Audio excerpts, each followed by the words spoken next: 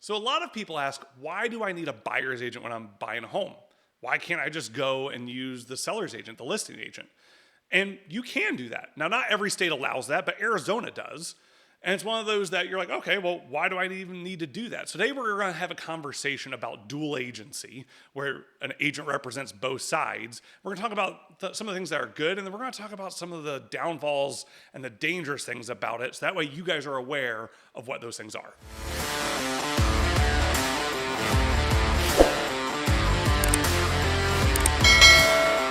What's up, guys? Mark Cannon here, local real estate agent in the Phoenix area.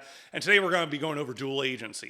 And we're going to be talking through the good and the bad, because there are some good things and some benefits, but there are some bad things and some potential dangers that you need to be aware of, because this is starting to become a more prevalent thing where people are talking about this. But before we get into any of that, subscribe to the channel. I'd appreciate it. Trying to be a resource to my clients, my friends, my family, just trying to put all this information out there that's real. You know, I'm not trying to sugarcoat it. I'm not trying to be a salesman and tell you all this stuff. No, here's the real thing. Here's what's going on, because you need to know that information. It's not about selling you on something. So I'm just trying to be a resource. So I appreciate if you'd share it with your friends, but let's get into it. Okay, so before I give you the good and the bad and all that stuff, let me give you a little quick preface. So as a real estate agent, when we look at dual agency, representing both sides, typically it's when you have a listing. Like right now, I've got several listings. If someone came to me and said, hey, I want you to represent me as buyer, I don't have an agent. Okay, that's the situation that we're talking about. Dual agency is starting to become more prevalent. So what does that mean? You know, what does that look like, right? So I'll give you the agent's perspective. So a lot of agents will tell you, this is a great thing. Let's do it. You know, let me represent both sides. And why are they saying that? Well, they get double commission. So of course they're going to say that. They want to make more money. And so for them, there is an incentive, because they're like, hey, let's get this deal closed. I'm going to make both sides great. And some people are not comfortable with that. They're like, whoa, I'm not cool with that. And I get that. I totally get that. So it's one of those that a lot of agents, this is where we get into the good, right? So part of the good is that a lot of agents will say, hey, if I represent both sides, I'll lower my commission. So let's say you agree to 6%, like here in Arizona, the sellers right now pay the buyers and sellers agents. So let's say you agreed at 6%, 3 and 3, and they say, listen, if I represent both sides, I'll bring it down to 5%, 1%. You know, you're selling at $500,000, that's $5,000. So a lot of agents will do that. And so that's one of the incentives, one of the good things, is that agents will give a deal to the seller of, hey, I'll save you some money, so that way we can do this. But then this is going to lead into the bad section.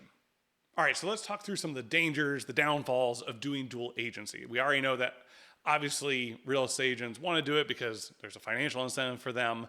But before we get into some of that stuff, you have to understand, so as a real estate agent, we have something called a fiduciary duty to our clients. So for instance, when, let's say you came to me and said, I want you to sell my house. We sign a contract. I have a fiduciary duty to you to do what's in your best interest, to make you the most money, all that kind of stuff. So the gray area, the hard part of dual agency, and dual agency is very tricky. When you talk to a lot of real estate agents, most real estate agents will tell you it's a tricky subject.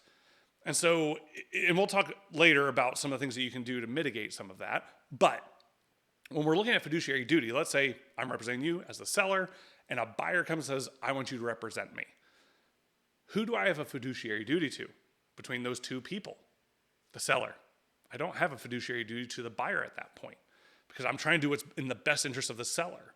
So like if you come and you're asking an agent to work on that for you and be a dual agent, they can't and shouldn't be giving you any inside information. They can't.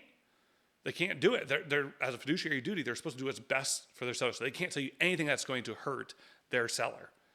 So it's one of those, obviously there are disclosures, different things like that, where you have to, release everything about the property and do inspections, things like that. Like, we're not talking about that stuff. We're talking about actually negotiating, whether it be the price, concessions, all that different stuff. They can't tell you, hey, what's the seller's bottom dollar? They can't tell you that. They are not looking out for your best interest. They are looking out for the best interest of the seller. So that's why it's important. One of the main reasons it's important to have a buyer's agent, because that buyer's agent is supposed to be representing you, doing what's in your best interest. When you have a professional buyer's agent who knows what they're doing, they're going to make sure that you get the best deal possible, that they're working towards your goals. That seller's agent is not doing that. They're trying to help the seller, because guess what? If they're representing both sides, the seller's agent is looking, okay, what are you pre-qualified for? What are you putting down? What are you doing? And they have all this information. And they're like, okay, like, let's get my seller the best deal. They're not going to tell you how to get the best deal. They're just not. They're not going to share that information because they can't hurt their seller. And if they do, red flags should be going up everywhere because they should not be going, hey, I know what their bottom line is. You know, let's make a deal happen. That's not what you want from an agent. That's not a professional agent that's doing that.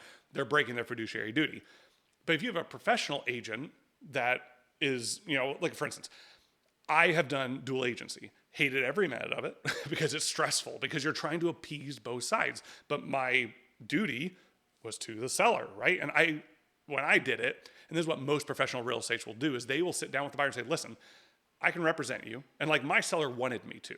That was the biggest thing. I went first to my seller and I said, hey, do you want me to do this? And they said, yes, we do. Because I gave an incentive, like I lowered my commission for them. And so it was one of those that I said, okay, I walked them through what that would look like, the sellers. I told them how I have to approach the buyers. And I went to the buyers and said, listen, I cannot give you insider information. I cannot tell you anything that's going to hurt my seller. So you can ask me questions, but if I can't answer it, I'm going to tell you I can't answer it. I can't answer that because it's a very gray area and I am going to err on the side of caution. And the buyer I did it with was like, you know what, I totally understand that. And we actually made it work in the end and it worked out. And it was in a more competitive market, so there wasn't as much haggling, thankfully. But it's one of those, it's very stressful for the agent because you're trying to ride that line. It's very tricky. Because I'm at a point now, and this is what a lot of agents are starting to do, is where, let's say I was selling your house, right? And someone came and said, I want you to represent me. I would actually connect them to a buyer's agent. Because for me, I say, you know what? I want someone that's going to be looking out for you and fighting for you in your best interest. I'm going to give that to the buyer's agent. And some, you know, listing agents will tell you, oh no, don't do that because, you know, we can probably get a better deal without that buyer's agent. But for me, it's about, I want everyone to be fair. I want everyone to be taken care of. I don't want lawsuits to come into play because I have seen lawsuits from this stuff. I want it to be fair. So let's just have a buyer's agent. That way we can negotiate this and there is no gray area where should I have done that? Should I have done that? And that's the hard part, right? So there are dangers to this. Yes, you can save money by doing dual agency with a listing agent and they lower their commission. Okay, you can save money. But there are, and that's from at least the seller's side, but from the buyer's side, there's a lot of dangers because a dual agent is not looking out for you if they're not representing you first. If they're the listing agent and you come to them, they are not looking out for your best interest. So it'd be in your best interest to have a buyer's agent, a professional buyer's agent who knows what they're doing, knows how to negotiate, knows how to get you the best deal to get you where you need to go. I would love to have that conversation. If you're battling with this or you don't know, I would love to have that conversation with you. I'd love to walk you guys through this.